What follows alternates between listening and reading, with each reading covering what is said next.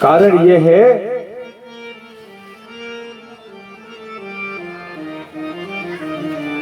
असुरों के राजा विषपर्वा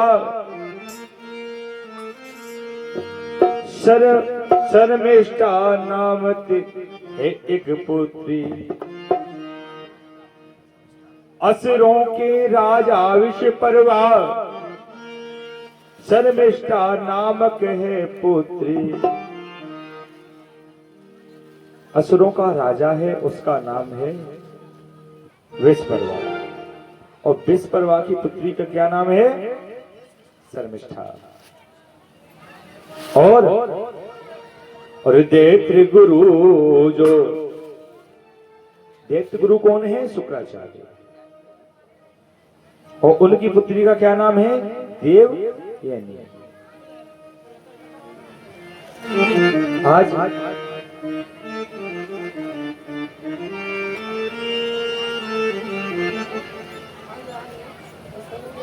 असुरों के राजा विषपर्वा है धीर वीर धनुधारी से। उनका चरित्र मैं कहता हूँ भैया सुनो ध्यान धनुधारी से।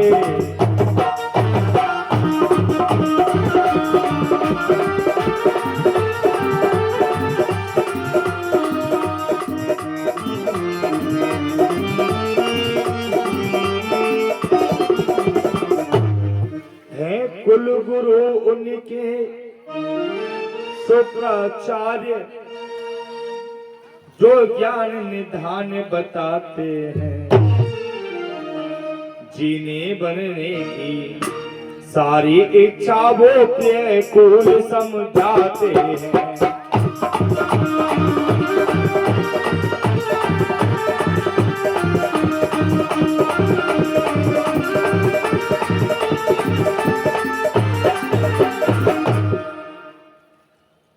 उनके कुल गुरु हैं कौन? दैत्य गुरु शुक्राचार्य। और राजा विषपर्वा के कुल गुरु हैं, यानी गुरु हैं। और शर्मिष्ठा और देवयानी के बीच में मित्रता हो जाती है। कथा तो बहुत ही सूक्ष्म है, लेकिन मैं एक एक शब्दों को तोड़ तोड़ कर आज आपको समझाऊंगा। मैं एक एक शब्दों को तोड़ तोड़ के समझाऊंगा।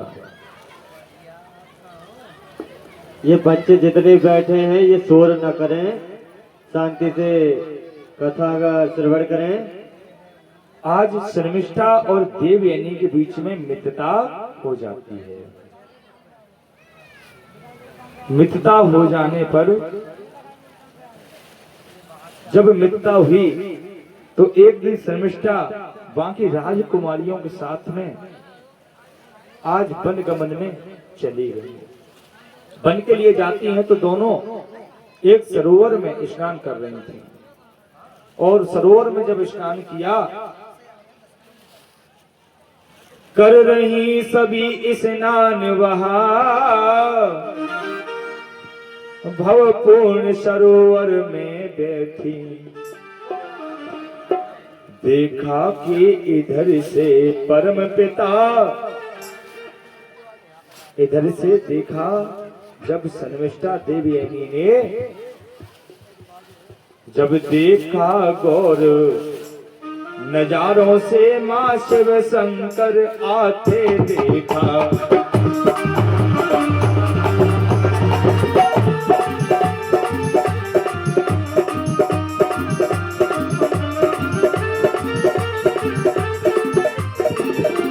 सबने निकल यूं ही देखा, जब सबने वहां वस्त्रों के लिए वह भाग पड़ी।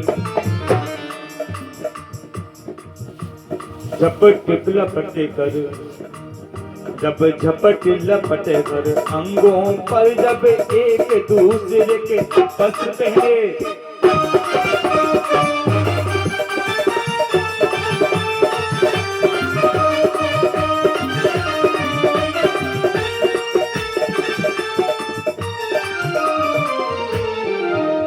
अब अनहोनी क्या हुई? अनहोनी ये हुई कि उधर से जब ये सब स्नान कर रही थी तो वहां शंकर जी को आते देखा मां गौरा सहित। जब उनको आते देखा तो सभी ने भग करके अपने अपने अंग वस्त्रों को पहना। समस्या ये हो गई कि शर्मिष्ठा के जो वस्त्र थे वो देवयानी ने पहन लिए। जब इतना उसने देखा तो क्रोध में आ गई और कहने लगी, तुम्हारी इतनी हिम्मत कि मेरे वस्त्रों को पहना, क्योंकि मैं तो राजा की पुत्री हूं और तुम मेरे पिता के गुरु की पुत्री हो। मेरे पिता राजा हैं और तुम गुरु पुत्र यानी गुरु की बेटी हो। आज जब इतना कहा तो शर्मिष्ठा में और देवयानी में झगड़ा हो गया। झगड़ा हुआ तो भैया देवयानी ने भी कह दिया, क्या कह दिया कि अगर मेरे पिता चाहें, देवयानी के पिता शुक्राचार्य कहा कि अगर मेरे पिता चाहें तो दूसरी सृष्टि रचा सकते हैं, इतना उनके अंदर पराक्रम है। और तू मुझे दासी के रूप में समझ रही है।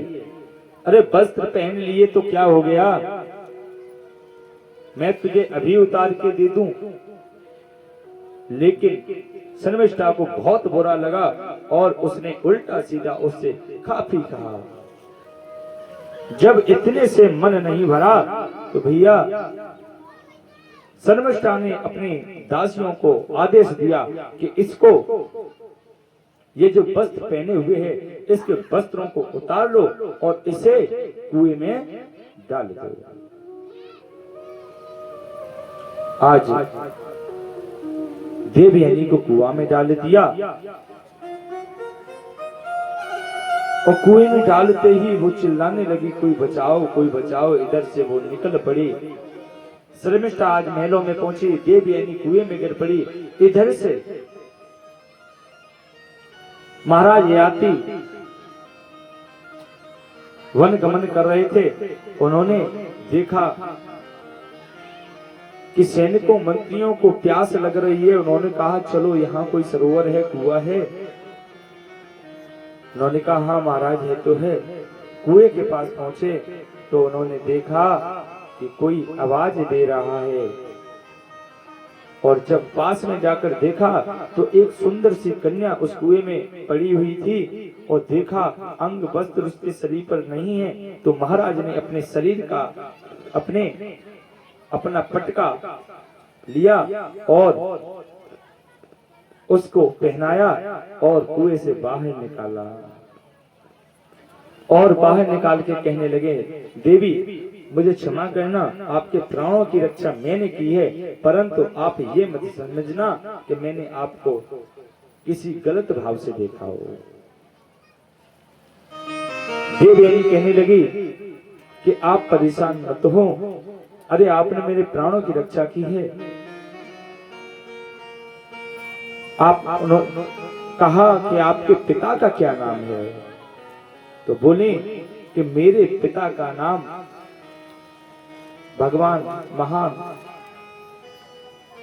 गुरु शुक्राचार्य है। दैत्य गुरु शुक्राचार्य बताया।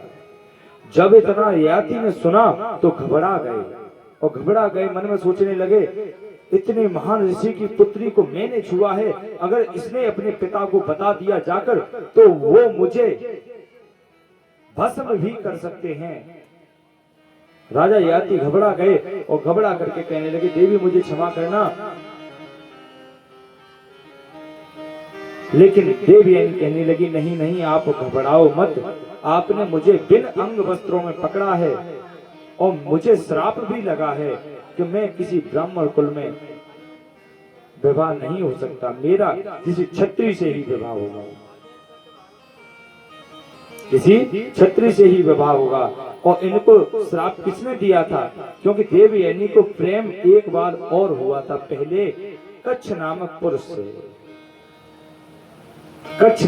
से हुआ था। और कच्छ की मृत्यु महाराज कैसे करवाई गई? एक बार नहीं, 2 बार, 3 बार नहीं, 4। उनकी मृत्यु इस प्रकार से करवाई गई। दैत्यों ने सोचा,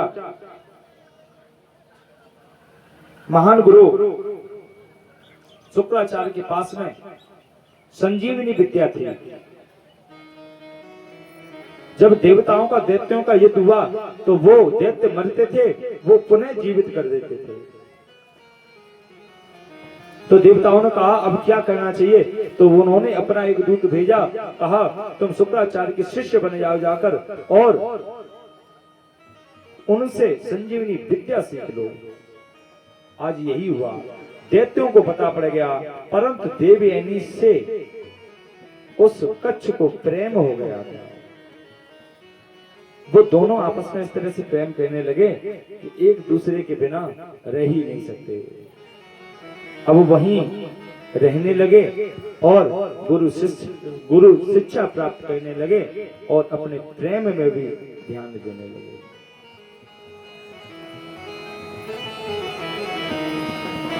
आज महाराज कच्छ संजीवनी विद्या सीख तो गए थे, परंतु दैत्यों ने उनको मारना चाहा। एक बार सिर काट दिया तो देवयानी ने अपने पिता से कहा, पिता मुझे कुछ नहीं पता, मुझे मेरा प्रेमी चाहिए। आज पुनः जीवित किया। एक बार क्या किया कि पुनः फिर उसको मार दिया और रात ही रात में जला दिया। और जलाने के बाद में उसकी जो राख थी उसको एक प्याले में डाल करके दैत्य गुरु शुक्राचार्य को ही पिला दिया। आज देवयानी ने देखा कि मैं जिसे प्रेम करती हूँ वो कच्छ अभी दिख नहीं रहा है, बहुत देखा कहीं नहीं मिला। देवयानी ने कहा पिता से आप ध्यान धर के देखो कहाँ है। जब ध्यान रखा तो अपने पेट में ही पाया। जब पेट में पाया तो अब दैत्य गुरु अगर शुक्राचार्य पेट से निकालते हैं तो उनका मरण होगा, परंतु आज पेट से पुनः निकाला, शुक्राचार्य का मरण हुआ। आज कच्छ ने पुनः शुक्राचार्य को जीवित किया क्योंकि संजीवनी विद्या पुनः सीख गया था। आज जैसे ही दैत्य गुरु शुक्राचार्य को पुनः जीवित किया और जीवित करने के बाद में पुनः अपने कार्य में लग गया। आज इस कथा को आगे बढ़ाते हुए अगर कच्छ के तरफ चलेंगे तो कच्छ की कथा अलग हो जाएगी। वो तो इतना ही क्रम है कि प्रेम कितना था, यानी प्रेम बहुत था। और ऐसा प्रेम था कि देवताओं से भी कच्छ ने एक बार ये कह दिया था कि मैं देवयानी को धोखा नहीं दे सकता, क्योंकि देव संजीवनी विद्या सीखने पर भी कह दिया था कि मैं तुम्हें विद्या दे सकता हूं। और कहा कि मुझे दैत्यों का भेद बताते रहो। कच्छ ने मना कर दिया था कि मैं भेद नहीं बता सकता। क्यों? क्योंकि मैंने उन्हें गुरु माना है और गुरु के साथ में कपट नहीं कर सकता, इसीलिए साक्षात उसने मना कर दिया था। आज राजा ययाति ने देवयानी को छुआ और देवयानी ने कहा आप चिंता मत करो, आप परेशान मत हो, मैंने आपको स्वयं पति रूप में मान लिया है। राजा ययाति ने कहा ठीक है देवी, आप कह रही हो तो ठीक है, परंतु आपके पिता स्वयं हमसे आकर कहेंगे तो मैं आपको स्वीकार कर लूंगा। देवयानी बोली क्या मेरा कहना नहीं मानोगे? नहीं देवी, ऐसी बात नहीं है। अगर मैंने आपको स्वीकार कर लिया और आपके पिता को कहीं क्रोध आया या वो न माने तो मेरा पतन हो सकता है। देवयानी ने कहा इतनी छोटी सी बात, अगर ऐसा मन में विचार करते हो तो मैं अपने पिता के साथ स्वयं आऊंगी। आज दैत्य गुरु शुक्राचार्य राजा ययाति के हाथ में अपनी पुत्री का हाथ दिया, परंतु कथा पीछे ये भी है कि दैत्य गुरु शुक्राचार्य की पुत्री ने जब यह सारा हाल बताया तो क्रोध में आ गए और क्रोध में आकर कहने लगे, मैं इस दुष्ट राजा के राज्य में अब नहीं रहूंगा, और राज्य को छोड़ करके चले दिए। ये जब विश्वकर्मा को पता पड़ा तो उन्होंने हाथ जोड़े और हाथ जोड़कर कहने लगे, महाराज मुझे क्षमा करो, पुत्री से गलती हुई है, क्षमा करो महाराज, ये नादान है और इनसे नादानी में जो गलती हो गई है उसको आप ध्यान में मत रखो, आप तो महान पुरुष हैं, गुरु हैं, और गुरु को ही क्रोध अगर इस तरह से आएगा तो हम तो बालक हैं, हम बालकों का क्या होगा। आज जब इतना कहा तो दैत्य गुरु शुक्राचार्य को मन ही मन में सोचा, चलो ठीक है कोई बात नहीं, राजा बोल रहा है तो उसकी बात मानते हैं। आज राजा याति के साथ में देवयानी का विवाह होता है और देवयानी ने कहा कि मेरी एक शर्त है, मैं जिससे शादी करूं आपकी पुत्री, क्या बात है, बहुत बढ़िया, वाह बहुत अच्छी, कहा कि मैं जिससे शादी करूं, मैं जिससे शादी करूं उसकी दासी बनकर आपकी पुत्री रहे तो मैं स्वीकार करूं रहना यहाँ। आज शर्मिष्ठा दासी बनती है और देवयानी रानी बनकर आज दोनों का विवाह हुआ। आज इधर क्या होता है, जिस प्रकार से विवाह हुआ, विवाह होने के बाद में देवयानी ने कहा राजा से कि कहा कि आप प्रेम मुझसे ही रखना, क्योंकि आप प्रेम मुझसे ही रखना हमेशा, क्योंकि मैंने आपको अपना मान लिया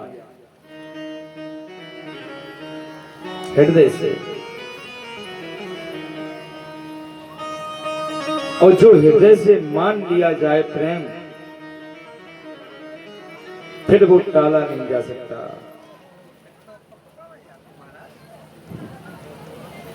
आज जब इतना कहा तो कहने लगे महाराज याति, देवी आप क्या चाहती हो? कि मैं ये चाहती हूँ प्रेम मुझसे किया है मुझसे ही रखना, ये दासी बनकर आई है, ये दासी बनकर आई है, दासी ही समझकर रखना, कभी इस पर मोहित मत होना, क्योंकि वो भी सुंदर थी, सुंदर थी, सुशील थी। आज इतना कहा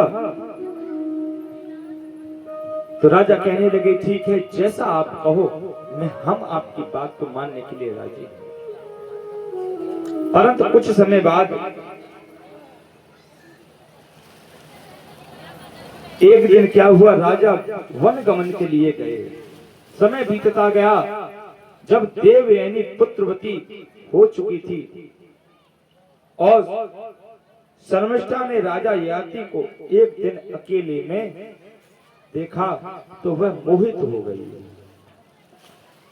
मोहित हो गई, और मोहित होने पर उसने गुप्त रूप से राजा से संबंध बना लिए, और संबंध बनाने पर उससे शर्मिष्ठा से 3 पुत्र प्राप्त हुए, और 3 पुत्र प्राप्त हुए। एक दिन जब देवयानी वन में घूम रही थी, उन्होंने देखा वहां 3 राजकुमार सुंदर सुंदर खेल रहे हैं। यह देखकर उसने मन में विचार किया कि लाला तुम कौन हो, तुम्हारे पिता का क्या नाम है?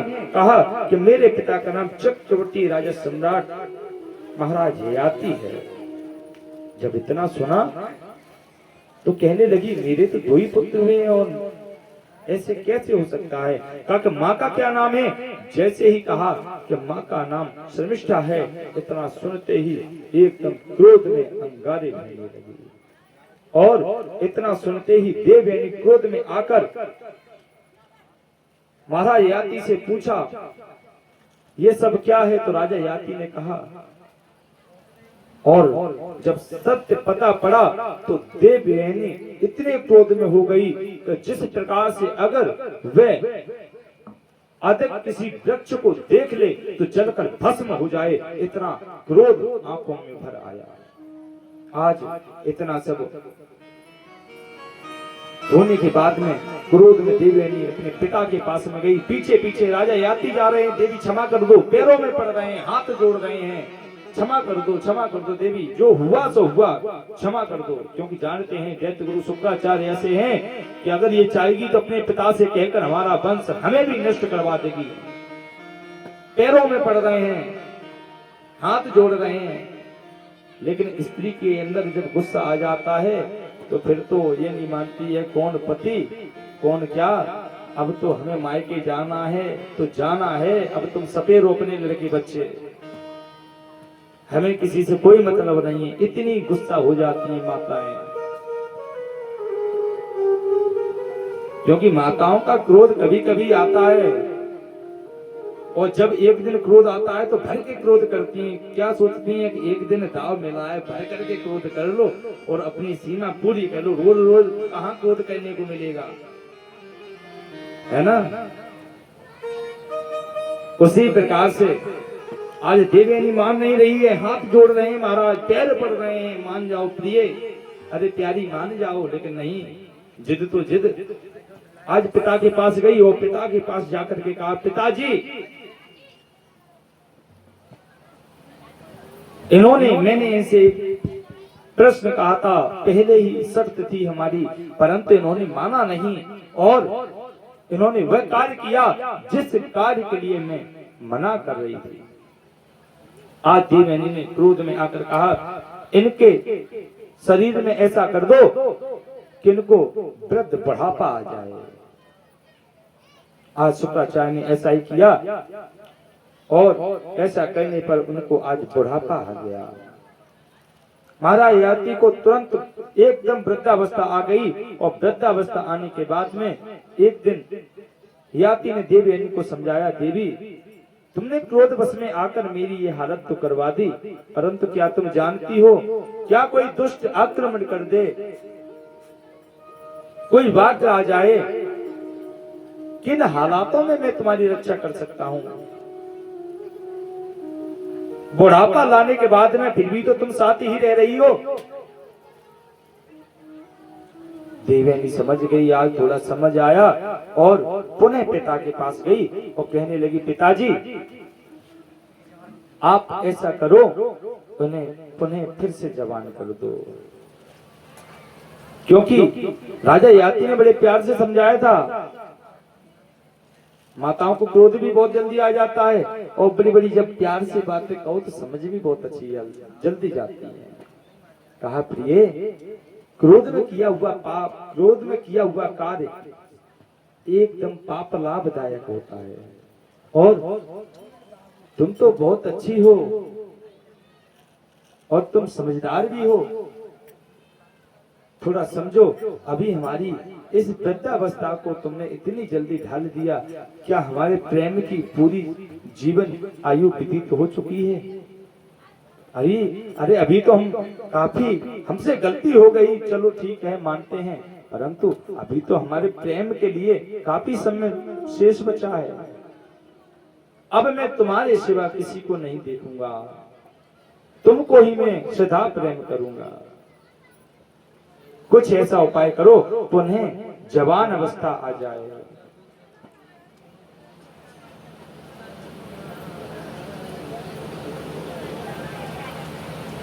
रानी, अरे चाहूंगा तुझको सांझ सवेरे,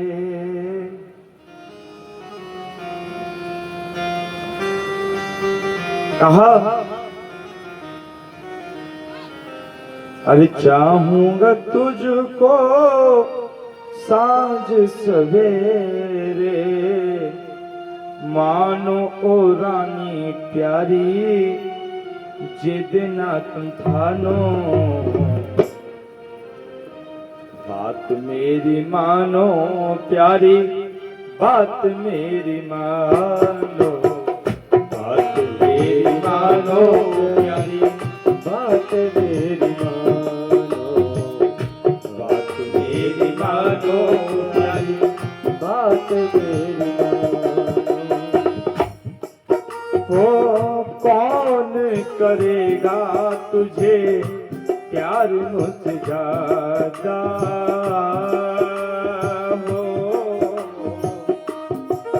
हो कौन करेगा रानी प्यार मुझसे ज्यादा, कौन समझेगा प्यारी तुमको मुझसे ज्यादा। देखो देखो सदा मैं देखो तुम्हें, मन में चाहूं ना किसे, देखो तुम्हें मैं यूं ही सदा, ऐसे यूं ही देखो तुम्हें, प्यार करूं मैं तुमको सदा ही, प्यार करूं मैं तुमको सदा ही, मानो मानो रानी जितना तुम खानो। आज इस प्रकार से जब कहा तो देवी यानी समझ गई और पुनः पिता के पास में आज महाराज याति को ले गई और कहने लगी, पिताजी इनसे जो गलती हो गई थी इन्होंने क्षमा मांग ली है, अब इनको पुनः युवावस्था दे दो, क्योंकि पिताजी मैं भी अब समझ गई हूं कि वृद्धावस्था में अब क्या जतन हो सकता है, पुनः जवान अवस्था आ जाएगी, चलो ठीक है गलती अपने से ही हो जाती है। देवयानी का भी मन हो गया कि हाँ इनको अब जवान अवस्था देनी चाहिए, क्योंकि जरूरत उनको भी है। आज युवा अवस्था कहा, शुक्राचार्य कहने लगे कि इनको युवा अवस्था एक ही शर्त पे आ सकती है, क्या कि इनके पुत्रों में से एक पुत्र कोई इनको आयु दे देगा, जो आयु देगा वही उसी की आयु से ये पुनः जीवित पुनः युवा अवस्था में आ जाएंगे।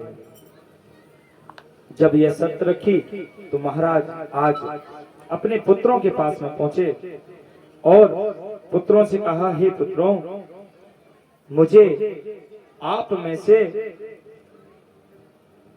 से कोई एक पुत्र अपनी आयु मुझे दे दो, परंतु मना कर दिया। अरे क्या हम नहीं जी सकते, हम आपको आयु क्यों दें, मना कर दिया। परंतु उसमें पुरु महाराज थे, पुरु महाराज ने कहा, पिताजी मैं आपको अपनी आयु देता हूं। आज पुरु महाराज ने अपनी आयु अपने पिता को दी और अपने पिता के लिए अपने जीवन का बलिदान दिया। धन्य है ऐसा पुत्र। बोलो पुरु महाराज की जय हो। आज पुरु महाराज ने जब इतना कहा पिताजी अरे हमारे लिए तो अरे और कर्म चाहे बारंबारा, पितृ कर्म सर्वोपरि पारा। अरे और कर्म बारंबार, पितृ कर्म सर्वोपरि पारा। मुझे तो माता पिता की सेवा करनी है, और पिता अगर प्रसन्न है तो मानो भगवान भी प्रसन्न है। आज पुरु महाराज ने अपने जीवन को अपने पिता को अर्पण कर दिया और पुनः वो अपने ध्यान में लग गए, भगवान का ध्यान करने लगे और प्रभु के ध्यान में लग गए। इधर क्या होता है, कुछ समय बाद भोग विलासना में महाराज याति व्यतीत रहे, भोग विलासना में व्यतीत रहे। एक दिन बैठे थे और सोच कर रहे थे कि मैं शर्मिष्ठा को भी प्रेम करता हूं, देवयानी को भी प्रेम करता हूं, दोनों को ही प्रेम करता हूं और इस प्रेम में मैं जकड़ा हुआ हूं। मैं अपने परमात्मा को भूल चुका हूं, जो कि मुझे वह कार्य बहुत जरूरी है। ये संसार के भोगों में मैं जकड़ा हुआ हूं। कहीं ये रानी मुझे बुलाती है, किसके लिए? कुछ धन धान्य नहीं, प्रेम भाव भोग, प्रेम भाव भोग। क्या है ये भोग? राजा ने मनी मन में विचार किया, ये भोग विलासना सुन, ये भोग विलासना मुझे छोड़नी चाहिए, क्योंकि इस भोग से मनुष्य अधिक भोग करने पर अपने पुण्यों को भी खो देता है। ये शास्त्र कहता है, अधिक भोग विलासना करने पर अपने पुण्यों को और अपने तेज बल को भी खो देता है। इसलिए राजा याति ने कहा, मैं आज से इस भोग विलासना को त्याग करता हूं, आज से प्रेम करूंगा परंतु परमात्मा से करूंगा और मैं ये सब भोग विलासना दूर करता हूं।